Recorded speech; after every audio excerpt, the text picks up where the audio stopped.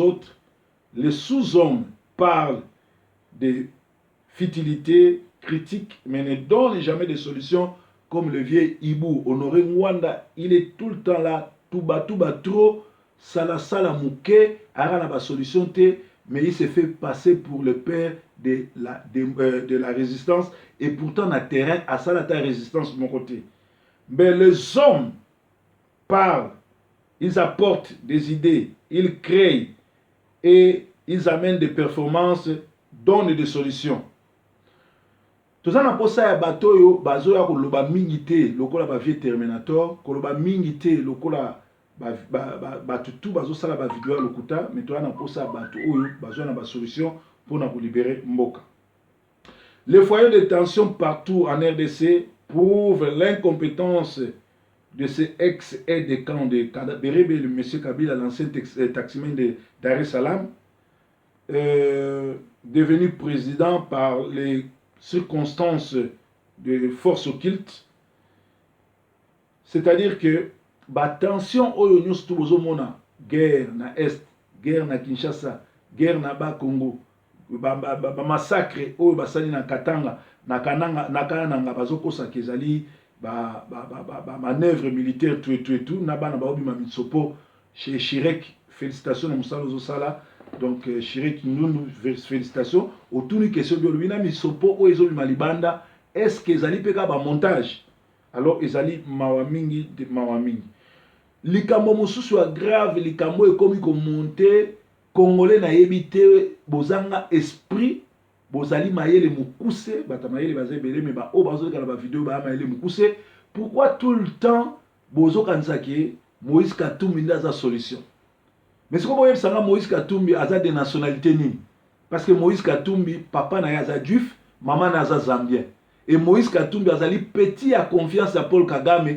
Azo lukakaka koya na Congo ko continuer œuvre au Kabila salaki ko protéger ba criminels, ko balkaniser Congo, ko yiba ba richesse na biso. C'est que bino bokomo ko kumisa on dirait yenda za l'homme ya providence. On dirait yenda oya pe sa solution. Eza mawa mingi na Congolais nyonso azo kanisa ke Moïse Katumbi azali libérateur, Moïse Katumbi azali moto na Nzambe, Moïse Katumbi azali moto oyo aza Congolais akoya ko aider biso. Mawana bino na utai ko yebisa bino bozo kumisa katete katobo soki katebe soki kanani azabo teka makayabo me bo yebisa nga soko ke na ba Congo okokuta ba bank oyo bato ya ba Congo batonga bato ya kimbangiste batonga soko ke na Kasai okokuta ba Kansebu. Boyebisa ngai building nini o eza na kombo akatete katebo. Boyebisa ngai avion nini eza na kombo na ye. Boyebisa ngai immeuble nini ezali na Congo wana ya ye. C'est un vendeur des armes. Soka za na mbongo ekokuka 1 million te. Mais tala baliba kosa bino na ndenge ba sombi ba journaliste, ndenge ba sombi presse, ba sa la publicité na ye, lokola comme si ye apesa ba solution na Angola. Ba immeuble wana ba photo wana ba tie na Angola. Nani atongi wana eza yete eza lokuta. Alors bo épargner nga na kombo batola mibale bazali ba solution te, bazali ba ani ya Kabila ba criminel ba to futo kana bango to juger bango parce que bazo travailler na Kabila. Donc je crois que yokani IDPS et Seneli baba te la Félix bien pour ceux qui bokebité a ko subir même sort na Cameroun. Pe akoki kozwa pe poison net ndenge babumaki papa na ye. Batu tout l'air bokendaki dialogue ya Kodjo na kanchi ya chibayibayika ke Cameroun mutobima premier ministre.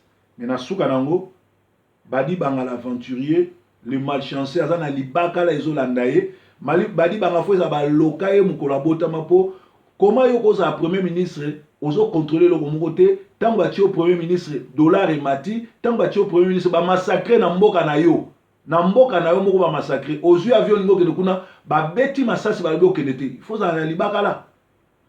Alors lukata bangunza po bolinga ba pasteur te lukata bangunza ya ba Congo ba sokolo mai parce que za na libabe ngana ko ni mateke na za premier ministre et na mboka na nga na kwilu na bulungu na kikwiti bazoboma nga na oloba eloko moko te navandi kimia mpo na rôle ya premier ministre d'ailleurs mpe ozocontrôle ate eloko moko te. Donc honte mpo na yo baanglais babaka shame on you, shame on you, shame on you, faux premier ministre. Alors tolobi ete bato bazelaki Vitalo akoma ministre mais komaki l'aventurier au baloka badi banganda akomi.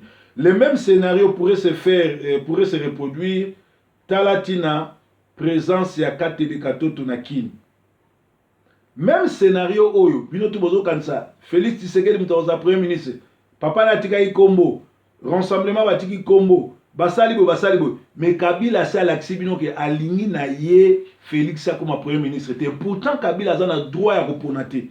Bon ne sanga sur quel miracle Kabila azo kozwa po apona premier ministre pourtant azana ngote azana droit na te po aza fin mandat aza illégitime aza illégal pe c'est un criminel oyo oni ezana ba rapport ebele pona ye pe oyo ministre ya affaires étrangères et affaires africaines anglais alobi fo ba bengana ye ndenge ba benganaki ya Jammeh na Niger. Donc biso siko ba congolais ya monde entier to telemela likambo ya ba crime na ye ya ba massacre na ye po ba bengana ye parce que ba corps wana ekomi ndoto ya baba ekosimba te à moins que nzambe to ebemba Tshisekedi ekita na Kinshasa po ebemba Tshisekedi ekosala blague ekosala dernier miracle ekiti na Kinshasa ebengani Bokonza Kabila na occupation nyonso yango moni bazobanga po ebemba wana ekita. Alors Ngwanda tuba trop sala muke na place obetaka ba masolo ya résistance ya ko distraire bato na ba révélation na yo oyo koma lokola sport favori na yo na mboka bazoboma na mboka bazo critiquer na mboka bazo botela so mabele. Alors biso esengeli na yo Ngwanda o banda résistance à solo pour bato bandi makoza mobali ya solo et puis calamité au kufano. Je crois que aussi au kokisi pe ba 80 quelques ndé onzawana siko ko libérer mboka mukoni. Alors tika makelele kota na mulongo parce que bomoni ba aventure ni mwana nsemi azali na ya aventurier azo jouer chez Kabila na batu tout bazo kumisa yebo luka délivrance parce que ne mwana nsemi ti lelo ye mutalobaki a ko frapper 3 semaines ekoki azo frapper te pe akomi ko senga mai na biloko kolia na oni siko a ko frapper mu koloni pe abomisi bato ya bundu dia Congo pona nini soki azaki na posa ya lisolo ya mbongo Kabila za camarade na ye Kabila baliaka ne bamelaka na ye muto asalaki masolo koleka partout kubundela Kabila po babakise 3e mandat il y a 3 ans et comment akokendo koma ennemi ya Kabila bino mo bomoni lelo oyo 3 semaines eleki ye wana vandi na ndako na butu bazopesa biloko olia na moi azobelela kazangi mbongo azangi biloko olia akomi kolela oni ekendo kobimisa ye siko akofrape mukoloni nangonga oyo na place bino bolela ba élection parce que déjà 3 mois ekei totikali siko na 9 mois ezokende lentement sûrement ezo se dessiner que l'élection na 2017 osalama te parce que nangonga oyo Corneille Nanga azo ko enrôler ba Rwandais ebele baza enrôler lokola ba Congolais to éviter pour quelle raison pe lisusu bino mo bozomona ke mboka tango ezali na occupation pe bazokotisa ba Rwandais oyo baza lokola ba réfugiés esengeli to lobela nanu masolo ya occupation ko bengana ba soldats nyonso tout parce que ministre gabonais lobi guerre mondiale à l'échelle régionale les osalama na Congo avec plus de 54 armées et plus de 18 millions de morts. Ba Congolais bazo velo monte to banana no ko bengana ba occupant to banana no ko statuer sur ba réfugiés o bazo ela biso ya étranger oyo bazo ya ko massacrer ko boma pe ko zo nationalité na biso nanko après ndetoke na ba élection grand problème toza na ngwana.